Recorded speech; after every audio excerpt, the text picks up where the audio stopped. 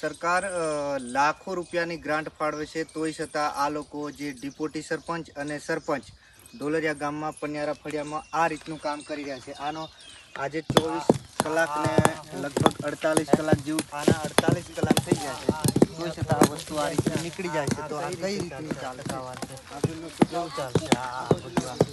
આની કોઈ ભરાઈ નથી કે કશું નહીં. આ બધું માંડ 10-15 વર્ષ આ જોવો કે કેટલી હદે ખરાબ કામ થઈ રહ્યું છે.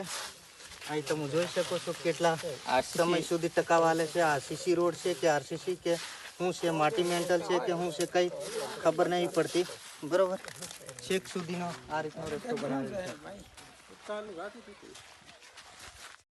આજરોજ અમારા ઢોલરિયા ગામના પન્યારા ફળિયાની અંદર જે સીસી રોડનું કામ થઈ રહ્યું છે, શમશાનથી કઈ લગી રહ્યા પેલિયા સન્યાન ઘરથી શમશાન લગી તે કામ આ તમે જોવો કઈ રીતનું છે. આટલી બધી બેદરકારીથી કામ થઈ રહ્યું છે. નહીં પાણી છોડતા કે નહીં માટી મેન્ટલ કર્યું કે નહીં જીસીબીનું કામ કે કશું જ પણ કોઈ કામ નહીં. બહુ જ બેદરકારી. માલ એકદમ તકલાદી અને 1 ઇંચનો માલ ચડાવેલ છે અને 12 ટગારો રેતી અને 5 ટગારા કપચી ને 2 ટગારા સિમેન્ટ. અને સિમેન્ટ બી આ શું નામ લાવવાનું? શ્રી 53.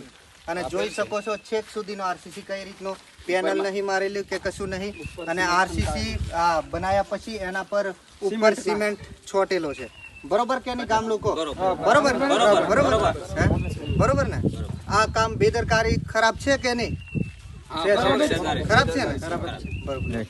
ડિપ્યુટી આપણા ડિપ્યુટીના પતિ છે, તો આ કોમ કોણ કરાવે છે? મેં. તમે જાતે કરાવો? જાતે નહીં, સરપંચ કરાવે. સરપંચ તમે હાજરમાં રહીને કરાવે. બરોબર છે. તો રેતી કેટલા ટકારા ના કાઢે? રેતી 12 ટકારા અને કપચી 5 કપચી 5 ને સિમેન્ટ 2 ટકારા. બરોબર છે. ચાલો.